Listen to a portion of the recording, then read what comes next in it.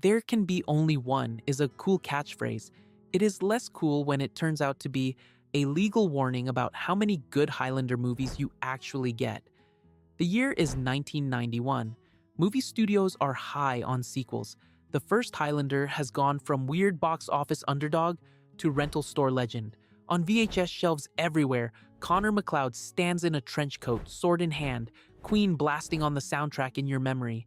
It feels epic, mysterious, dark, romantic. It is the kind of movie your older cousin tells you about in a hushed voice. Now, the studio is ready to turn that cult hit into a franchise. Bigger budget, bigger action, bigger everything. The hype promises the next step in a grand saga about immortal warriors through history. The trailer flashes lightning, swords, and Sean Connery's name in giant letters. Critics say it could be the next big sci-fi fantasy series. Fans say, what could go wrong? And then the movie comes out. Critic Roger Ebert walks out of the theater, goes to his typewriter, and writes that Highlander II is almost awesome in its badness. Empire magazine calls it the Plan 9 from outer space of the 1990s. On Rotten Tomatoes, it will later sit near a perfect 0%. Not just bad, pure radioactive failure. So, how did we go from cult classic with endless potential to franchise that shot itself in the face and then reloaded? To answer that, we have to rewind to the beginning. Back to when Highlander actually made sense. 1986, the first Highlander hits theaters. It does not break box office records. It makes around $5.9 million in the United States, which, even in 1986, money is not great. Reviews are mixed. Some critics like the visual style, others are confused, but something happens after it leaves theaters. The movie finds a second life in video stores and late-night cable. Teenagers rent it along with The Terminator and Blade Runner. They fall in love with this weird mix of Scottish history, New York grit, rock opera soundtrack, and sword fights in parking garages. The appeal is simple and strong. Immortals. They live among us. They cannot die unless someone cuts off their head. When that happens, there is a quickening, lightning, broken windows, overacting. The last immortal standing wins the prize. In the first movie, that prize is simple. Mortality, a chance to grow old, the ability to read minds and feel all of humanity. Connor wins. The game is over. There can be only one has been paid off. Nobody explains where the immortals came from. They just are, like vampires or werewolves. It is mythology. It feels old and mysterious. Fans obsess over this.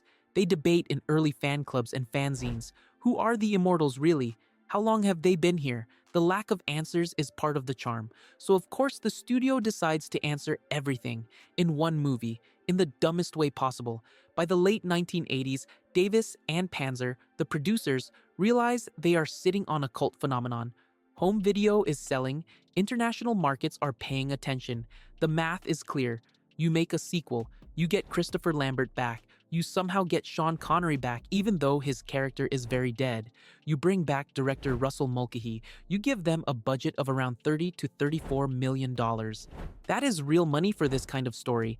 They pick Argentina as a shooting location to stretch the budget.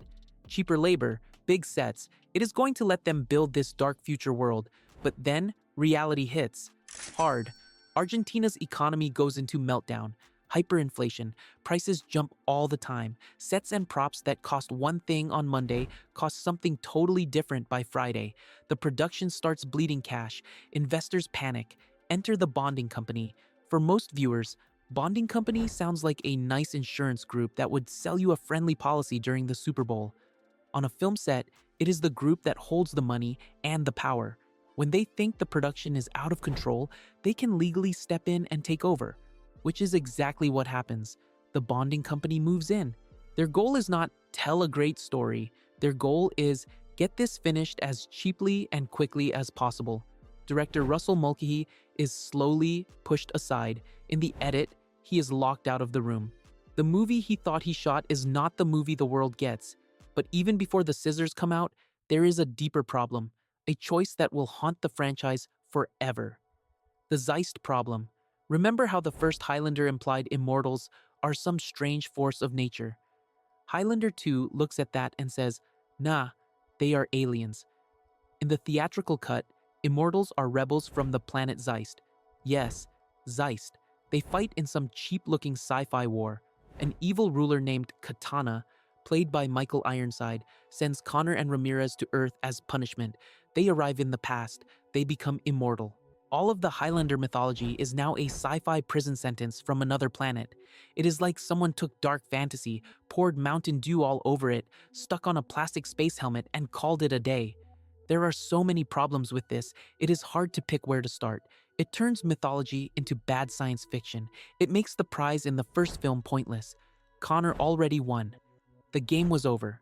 Now, he is suddenly old, fragile, and running a shield corporation protecting Earth from a destroyed ozone layer.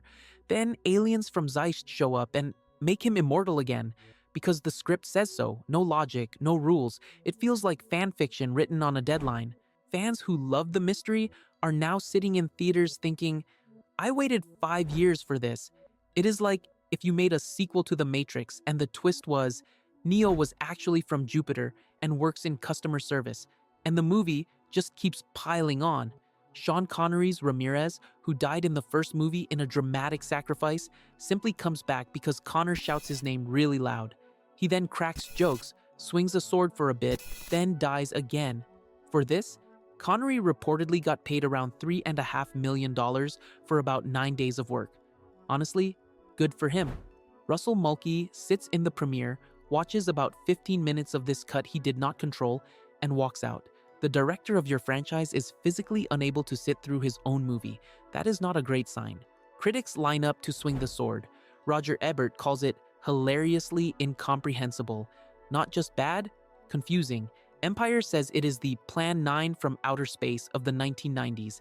That is like getting a most likely to trip on your way to the stage award at your own graduation. At the box office, the movie sinks. Domestically, it makes around $14 to $15.5 million. That is not even half of its production budget in the United States. Add in marketing and worldwide numbers. It is a flop. Whatever big theatrical Highlander plans existed just turned to dust. But the real damage is not just money, it is logic. Because Highlander 2 does not just tell a bad story, it breaks the story that already existed. Timeline-wise, things are a mess. The world is now a polluted future with a giant shield covering the Earth. Connor is an old man. Brenda, his love interest from the first film, has died off-screen. Then the aliens show up. Connor is young again, immortal again. The game is somehow not over. None of this matches the clean ending of the first movie. Fans look at this and go, okay, maybe the next one will fix it. And the studio looks back and says, fix what? That movie never happened. In 1994, Highlander 3, The Sorcerer comes out. It stars Christopher Lambert again. It keeps the tone of the first movie. It has magic and sword fights. It has no Zeist, no space rebels, no shield, no mention of Highlander 2 at all. It acts as a direct sequel to the original. It basically points at the second movie and hits delete. Around the same time, Highlander. The series launches on TV. Adrian Paul plays Duncan MacLeod. The show builds a whole new branch of the story. It keeps the mysterious immortals on Earth idea. It respects the tone of the first movie. It also completely ignores Highlander 2. In many fan guides, you will see Highlander canon split into multiple timelines. Timeline A is Highlander and Highlander 2. Timeline B is Highlander, Highlander 3, and the series. Timeline A is the one no one wants to talk about at family gatherings. The most brutal thing a franchise can do to one of its own entries is not mock it. It is to pretend it never took place. Highlander 2 is that embarrassing cousin everyone insists is from the other side of the family. And yet the people who made it know exactly what went wrong. In 1995, Russell Mulcahy comes back with a renegade version, a new cut of the film. All mentions of the planet Zeist are removed. Now the Immortals are not aliens. They are rebels from Earth's distant past who are flung forward in time. New dialogue is recorded. Scenes are reordered. Later, in 2004, there is even a special edition with more digital tweaks. These cuts are better. They smooth some edges, but they cannot undo the core problem.